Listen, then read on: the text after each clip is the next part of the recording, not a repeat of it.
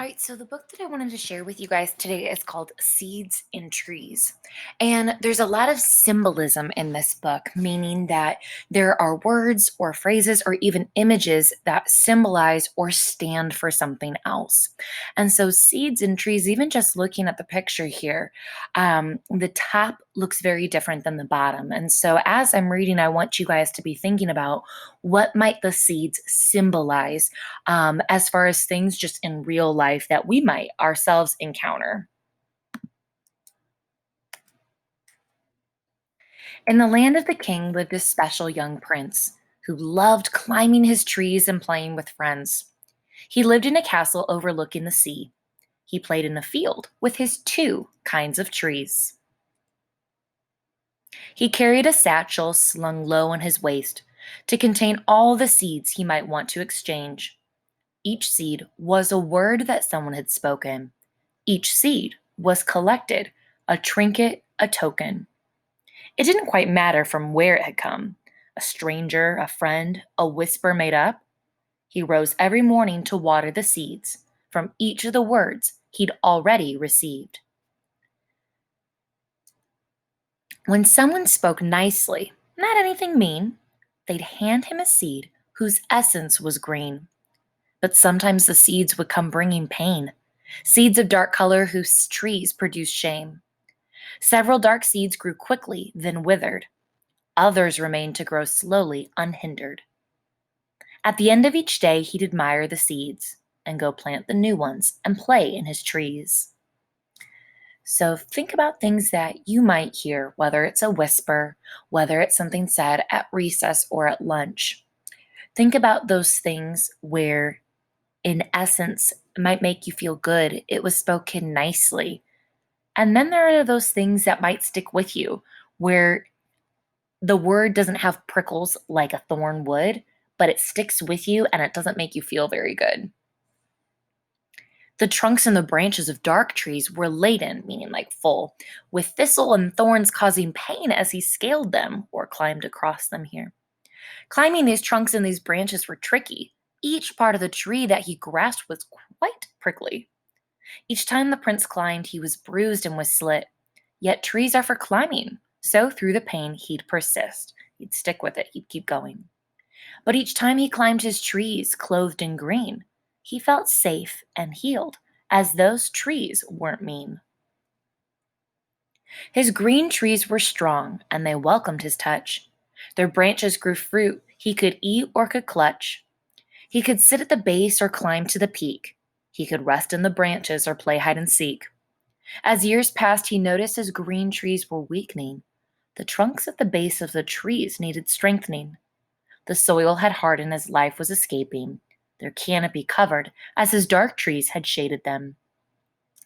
So, here, thinking about those green seeds, it symbolized or stood for those nice things that others said to him, things that made him feel good.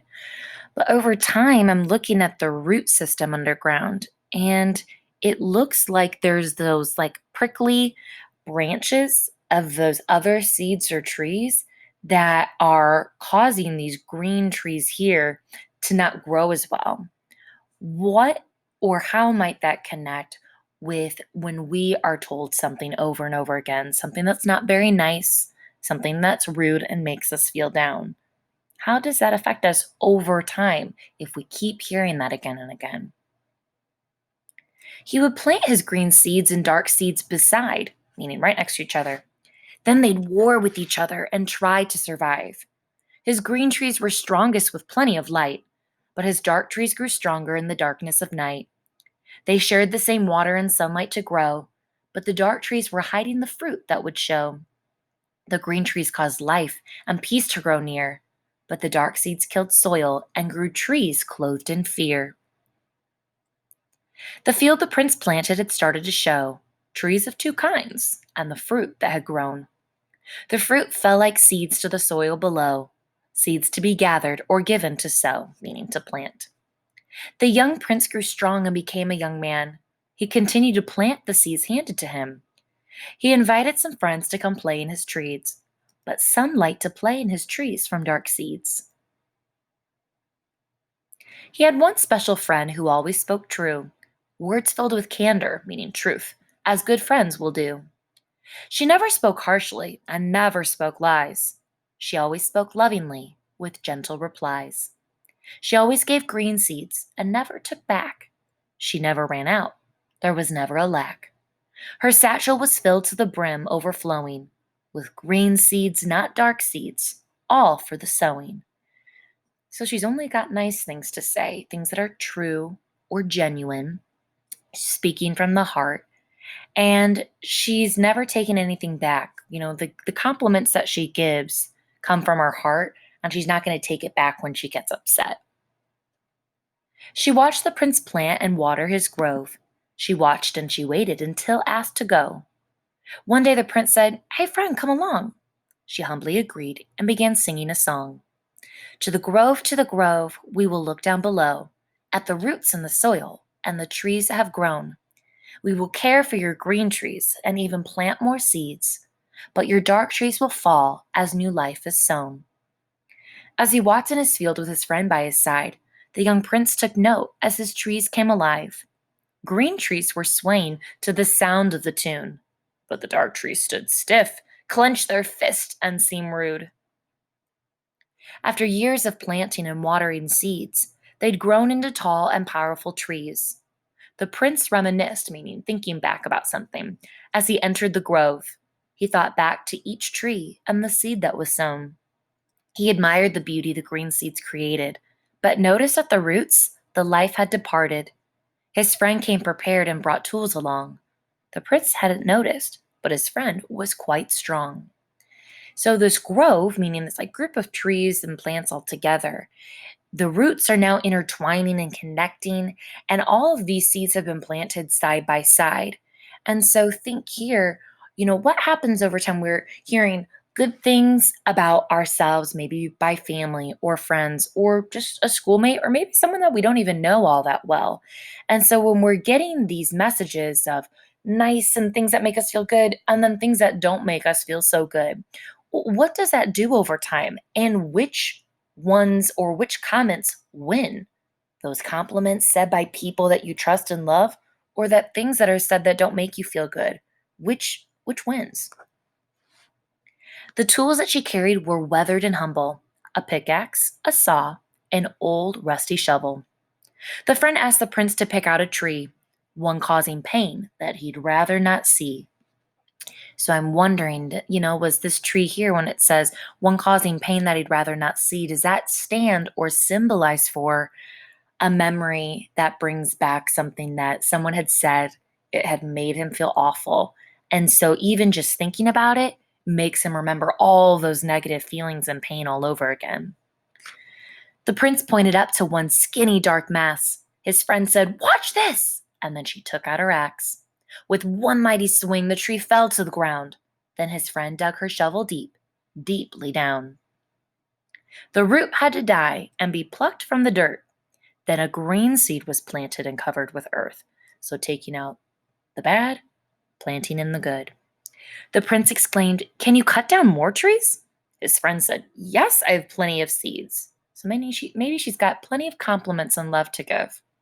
Some of the dark roots had tunneled so deep that it took them a while to dig underneath. Dark roots seemed to wrap around the green everywhere. So the friend showed the prince how to tend with great care. Her tools came in handy: the axe, saw, and shovel, and others the friend had brought to the struggle. Then came the day when his forest was green. Not a dark tree was spotted, not any were mean. The friend then surprised the prince with some gifts, new tools for his daily watering shifts. She instructed the prince not to plant the dark seeds, but to go to the cliff and cast them out at sea. So here, does this symbolize her stand for something when he's casting or throwing these dark seeds or the things that might make him feel bad and he's casting them out? Is that something that we could do when we hear something negative? Maybe it's something that we're seeing in a magazine and it's something that we're seeing and it's making us feel down, or something that's said by someone on a sports team, someone that we might not even know all that well. If we just cast those comments to the side and not let them get to us, does that kind of connect to what the prince is doing here? He's just not letting it get to him. He's not even going to let them grow in his grove or garden of trees. The prince nurtured the green seeds, and those were all saved. But the dark seeds were tossed off the cliffs to the waves. So he's not going to spend any time even thinking about those, because it doesn't make him feel good. Then he traveled to new fields abounding with trees, making sure that he packed his satchel with seeds.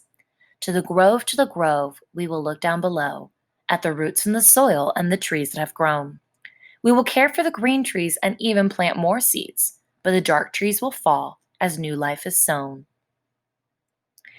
So, here at the end of our story with the prince, um, it, one of the things that I love about this story is that all of these images in this whole story about the green seeds and the dark seeds and these trees kind of warring against each other, sometimes we can let those things grow inside of us. These comments that are not very nice, and they continue to grow and get bigger until we really look at ourselves and maybe aren't having the best self esteem or having the most confidence. And over time, those dark seeds or those negative comments can grow and get bigger. And so, how can we as a classroom community, even though we're virtual, but also when we come back to in person learning, how can we continue to make each other grow those green seeds, those positive comments where all of us can continue to grow and love one another, but also have that self compassion where we care about ourselves and are kind to ourselves as well?